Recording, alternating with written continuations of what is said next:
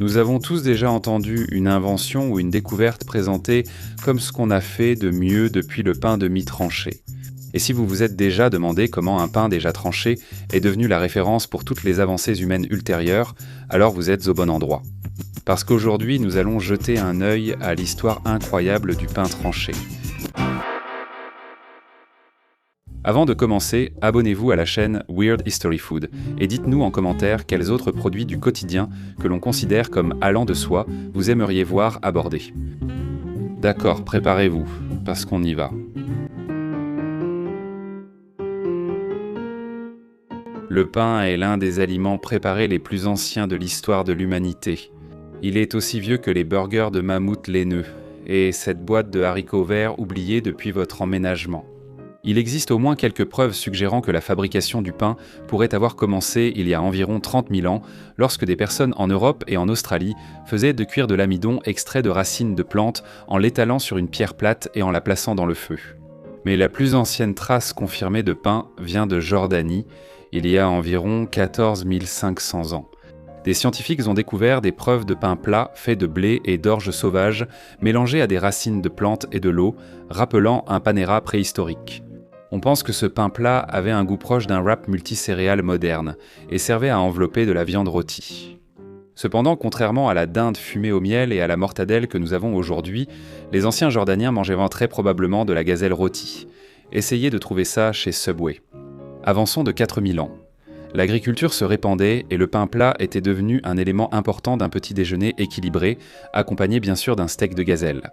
À partir de là, il n'a fallu que 4000 ans de plus avant que quelqu'un ne commence à cuire du pain levé. Cette personne était un boulanger en Sumérie. 3000 ans plus tard, tout comme le monde l'a fait pendant le Covid, les Sumériens ont partagé leur levain avec leurs voisins en Égypte. Toujours inventifs, les Égyptiens ont perfectionné la fabrication du pain comme la construction des pyramides, aidés par des extraterrestres. On n'est pas certain de la dernière partie, mais ils ont ajouté de la levure à la farine, permettant de façonner la pâte en différentes formes avant la cuisson. Nous aimons penser que des boulangers égyptiens antiques ont utilisé ce pouvoir pour façonner des obélisques et des sphinx en pain. La plupart du temps, ils faisaient dans des formes comme des triangles, des cônes et pour la première fois, des miches de pain. Maintenant que l'humanité avait des miches de pain, il nous fallait trouver quoi en faire. C'est là qu'entre en scène le sandwich. Bien que l'idée d'utiliser le pain comme ustensile ou accompagnement pour la nourriture existe depuis, eh bien l'invention du pain, les origines de ce que nous considérons traditionnellement comme un sandwich, ont commencé en Europe vers le Moyen-Âge. Les tranchoirs, qui étaient de grosses tranches de pain rassis et grossiers, servaient essentiellement d'assiettes. Après un repas, le tranchoir, désormais imbibé des délicieux restes de nourriture qui s'y trouvaient, était considéré comme un simple dèche et donné aux chiens ou aux mendiants, qui étaient plus ou moins considérés comme interchangeables à l'époque. Plus tard, dans les années 1600, les Néerlandais prenaient de fines tranches de bœuf et les combinaient avec du pain et du beurre, créant ainsi ce que nous connaissons aujourd'hui sous le nom de tartine. Malgré toutes ces innovations, le concept d'utiliser une seconde tranche de pain ne s'est popularisé qu'au siècle suivant. Voici le sandwich moderne. À l'origine, un aliment pour les joueurs, le sandwich a été popularisé sous ce nom par John Montagu, le 4e comte de Sandwich. Heureusement qu'ils ont pris son titre, pas son nom de famille. Imaginez commander une salade de thon Montagu. Montagu demandait à son valet de lui apporter du rôti de bœuf entre 2 tranches de pain grillé pendant qu'il jouait au cribbage dans un casino du XVIIIe siècle. La couche protectrice de pain lui permettait de réaliser le rêve de manger et de jouer en même temps sans graisser ses cartes et, plus important encore, sans avoir besoin d'une fourchette, car cela aurait nécessité une 3e main. Ce repas a connu un immense succès à Londres et avec lui, son nom s'est répandu. Avec l'essor de l'ère industrielle au XIXe siècle, le besoin d'un repas rapide et bon marché à emporter est devenu essentiel. Et comme les Hot Pockets n'avaient pas encore été inventés, en 1850, il y avait plus de 70 vendeurs ambulants qui vendaient des sandwichs au jambon dans les rues de Londres. Au début du XXe siècle, le sandwich était également un aliment de base du régime américain. Mais tous ces sandwichs signifiaient que des millions de poignets à travers le monde se fatiguaient à force du mouvement de va-et-vient constant nécessaire pour couper un pain en tranches. Les tendons du monde avaient besoin d'un héros, et ils en ont eu un. Il s'appelait Otto Reuter. Né dans l'Iowa en 1880, Otto était à l'origine apprenti chez un bijoutier. Il a changé de domaine en 1900, obtenant un diplôme en optique, mais il est vite revenu à sa première passion en achetant 3 bijouteries dans le Missouri. Dans le cadre de son métier de bijoutier, Otto travaillait avec les mécanismes complexes des montres qu'il réparait dans ses boutiques. C'est grâce à ce savoir-faire mécanique qu'il a eu une idée qui allait révolutionner la boulangerie à jamais. Une machine à trancher le pain. Tellement convaincu par la puissance de son idée, Otto a vendu ses bijouteries pour financer le développement de sa machine miracle. Et tout semblait bien se passer jusqu'en 1917, lorsqu'un incendie a détruit l'usine où sa machine était fabriquée. Comme si cela ne suffisait pas, Otto gardait également son prototype et ses plans à l'usine. Et comme la photocopieuse ne serait inventée que 2 décennies plus tard, il se retrouva à la case départ. Pour faire court, il lui a fallu plusieurs années pour éponger ses pertes et trouver un financement pour un autre prototype. Entre-temps, il a changé de carrière pour occuper un emploi plus stable qui ne pouvait pas finir en catastrophe. Banquier d'investissement dans les années 1920, il a également continué à travailler sur la machine et, après de nombreuses recherches, il a déterminé que l'épaisseur parfaite pour chaque tranche serait légèrement inférieure à un demi-pouce. On ne sait pas comment il est arrivé à cette conclusion, mais nous n'avons jamais eu de plainte sur l'épaisseur du pain tranché, donc bravo Otto. Il a finalement eu de la chance et a quitté le secteur des valeurs mobilières avant l'effondrement de la bourse. Et en 1927, il a réussi à créer une machine qui non seulement tranchait le pain, mais l'emballait aussi. Il a ensuite breveté son invention et l'a vendue à la Chillicothe Baking Company à Chillicothe, dans le Missouri, sans qu'aucun syndicat de trancheurs de pain ne s'y oppose. Le produit d'Otto, appelé Clean Made Sliced Bread, est rapidement devenu une sensation. En juillet 1928, le Chillicothe Constitution Tribute a noté qu'une ménagère pouvait s'attendre à une vive satisfaction en voyant les tranches régulières et uniformes créées par la machine. Nous pensions que le droit de vote était la plus grande victoire des femmes dans les années 1920. La deuxième machine d'Otto a été achetée par un boulanger de Saint-Louis nommé Gustav Poppendick, qui y a vu une occasion d'amélioration. Les boulangers craignaient qu'un pain tranché ne sèche trop vite, alors Gustave a expérimenté différentes méthodes pour garder le pain bien serré afin de conserver son humidité. Il a d'abord essayé des élastiques, puis des épingles en métal, mais une bouchée de métal et de caoutchouc relevait exclusivement du domaine des orthodontistes. Gustave a finalement mis le pain dans un plateau en carton, alignant ainsi les tranches pour pouvoir les emballer bien serrées. Cette innovation a entraîné une augmentation de 80% des ventes de pain à Saint-Louis. Je ne faisais pas de jeu de mots. La trancheuse à pain n'était pas le seul appareil qu'Otto a fait exploser, au sens figuré. L'inventeur Charlie Streit a d'abord breveté son grille-pain à éjection en 1921, mais la machine était restée invendue sur les étagères depuis 1926. Maintenant, avec les largeurs de tranches standardisées par Otto, l'appareil avait enfin du sens car il se bloquait rarement. Cette fois, le jeu de mots est totalement voulu.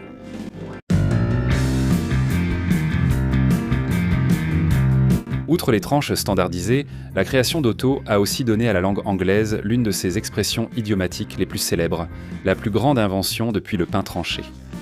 Vous voyez, lors de sa première sortie, le pain tranché Clean Made était présenté comme la plus grande avancée dans l'industrie de la boulangerie depuis que le pain était emballé. Plus tard, en 1933, la publicité de la Walsh Baking Company pour leur produit Golden Toast Thick and Thin affirmait qu'il s'agissait de la première amélioration depuis le pain tranché. Durant les années 30, de nombreuses publicités ont repris une version de cette affirmation. Toutes ces publicités faisaient improbablement écho à la publicité originale, perpétuant ainsi une longue tradition publicitaire consistant à faire la même chose que son concurrent. Quoi qu'il en soit, l'histoire sinueuse du pain tranché a pris un nouveau tournant en 1930 lorsque la Continental Baking Company a lancé Wonder Bread à l'échelle nationale. Aujourd'hui synonyme de pain tranché industriel, Wonder Bread est apparu pour la première fois dans les magasins en 1921, alors fabriqué par la Taggart Baking Company. Le pain doit son nom au vice-président de Taggart, Bertram H. Wonder Bread. Non, c'est une blague. Son nom était Elmer Klein, et apparemment il a été saisi d'émerveillement après avoir assisté à une course de montgolfière. Cet émerveillement kaléidoscopique a donné naissance au célèbre ballon rouge, jaune et bleu présent sur l'emballage de Wonder Bread. Continental a racheté Taggart en 1925 et a adopté la technique du pain tranché peu de temps après.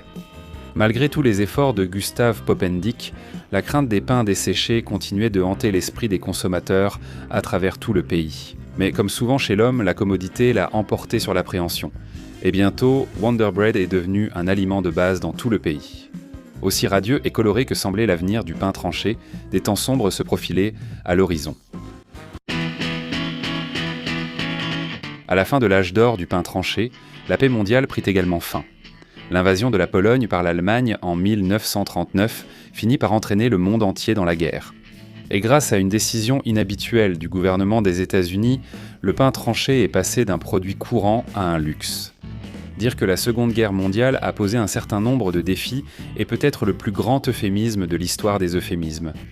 L'une de ces difficultés était le rationnement. La viande, le sucre, l'essence, les métaux et d'autres matériaux étaient produits en quantité moindre afin d'être consacrés à l'effort de guerre. Mais même à l'époque, l'interdiction du pain semblait étrange. Cette interdiction a été mise en place en 1943 par le secrétaire à l'agriculture, Claude Wickard. L'explication ? Un pain pré-tranché utilisait plus d'emballage qu'un pain non tranché. Oui, c'est tout. L'interdiction visait à économiser du papier et aussi à contrer une hausse du prix du pain après qu'une autre administration de guerre, l'Office of Price Administration, ait autorisé une augmentation de 10% du prix de la farine, un contrôle des prix qui favorisait le consommateur. Sacrée époque. Cependant, le pain tranché trouva un allié inattendu en la personne du maire de New York, Fiorello LaGuardia, qui affirma à la radio que les boulangeries équipées de machines à trancher devraient pouvoir continuer à les utiliser. Peut-être pas par hasard, 2 jours plus tard, une lettre d'une femme au foyer bouleversée parut dans le New York Times, affirmant à quel point le pain tranché était important pour le moral et la santé mentale d'un foyer, car elle devait couper 22 tranches à la main chaque jour. Ce n'était guère l'avenir qu'Otto Reuter avait imaginé. L'interdiction était bien sûr extrêmement impopulaire.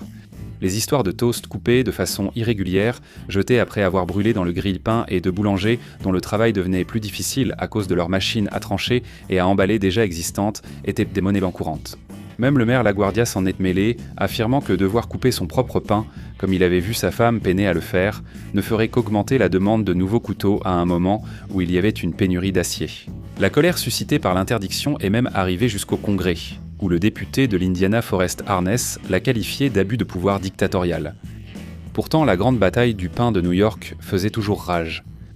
2 jours après cette lettre, le superviseur régional de la FDA à New York a averti les boulangeries, les épiceries fines et d'autres magasins d'arrêter de trancher leur propre pain, car cela constituait une concurrence déloyale pour les grandes boulangeries, et que l'État était prêt à intervenir si nécessaire. Ne voulant pas de guerre ouverte entre les armées du pain dans les rues de nos villes, l'interdiction a été levée au début du mois de mars de la même année.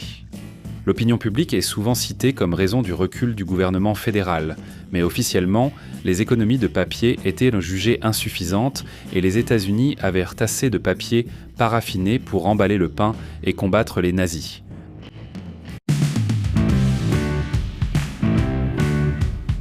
Avec l'amour des Américains pour la commodité ayant vaincu les excès du pouvoir public et la fin de la guerre, le pain tranché était de nouveau prêt à prospérer, mais pas sans une nouvelle intervention du gouvernement. La Grande Dépression et la Seconde Guerre mondiale avaient entraîné une période de mauvaise nutrition, et des aliments comme le pain blanc apportaient peu de valeur nutritive à l'époque. Dans le but de lutter contre cela, la FDA a lancé ce qui est devenu connu sous le nom d'Audience Hydra sur la farine, tandis que le chef du service de santé publique américain encourageait Wonder Bread et d'autres marques à enrichir leurs produits en ajoutant des vitamines qui avaient été éliminées lors du processus de blanchiment du blé. Au final, le terme utilisé était « enrichi » plutôt que « rétabli », afin de dissimuler aux consommateurs le processus de suppression des vitamines. Naturellement, ce nouveau mandat a été présenté par les fabricants de pain comme un atout et non comme un défaut, et Wonder Bread affirmait que leur produit était un aliment sain en mettant en avant cette nouvelle valeur nutritionnelle ajoutée. Au fil des décennies suivantes, la contestation contre les aliments industrialisés, initiée par les hippies des années 1960, a fait passer le pain blanc pré-tranché du statut d'aliment de base de la classe moyenne à celui des classes populaires. Ce combat fait toujours rage aujourd'hui, malgré moins de LSD et de chemises à motif paisley. Même Wonder Bread n'y a pas échappé. En 2012, le produit a discrètement disparu des rayons des supermarchés lorsque son propriétaire de l'époque, Hostess, a déposé le bilan. À cette époque, les consommateurs avaient compris ce que « enrichi » signifiait réellement, et les bénéfices en ont souffert. Pourtant, la vénérable marque n'a pas été vaincue. Elle a été rachetée par Flower Foods, qui qui a réintroduit le pain Wonder dans son emballage d'origine, profitant de la nostalgie chaleureuse qui y était associée et assurant que l'héritage de Bertram H. Wonder Bread perdurerait. Malgré un public plus soucieux de sa santé, le pain pré-tranché est toujours aussi disponible qu'auparavant. Il en existe des dizaines de variétés, notamment au blé, au levain, à la pomme de terre et à l'avoine. Il existe même un type fabriqué avec 24 céréales différentes, ce qui semble très impressionnant, du moins jusqu'à ce que quelqu'un invente une 25e céréale. Pas seulement au niveau des saveurs, le pain tranché existe aussi dans une variété d'épaisseurs à travers le monde. Dans des préférences que l'on trouve exclusivement au Royaume-Uni et sur les applications de rencontres, les options incluent extra épais, épais, moyen ou fin. Au Japon, le pain est vendu selon le nombre de tranches, généralement 4 ou 6, et les pains entiers non tranchés se voient rarement. Et fidèle à son nom, le Texas Toast double épaisseur est vendu partout aux États-Unis et au Canada. Ironiquement, c'est cette popularité durable qui pourrait bien contredire cette expression légendaire. Il n'y a pas encore eu de plus grande invention depuis le pain tranché. Votre avis, le pain tranché est-il vraiment le summum de la réussite humaine ? Faites-le nous savoir dans les commentaires ci-dessous. Et pendant que vous y êtes, regardez quelques-unes de ces autres vidéos de Weird History Food.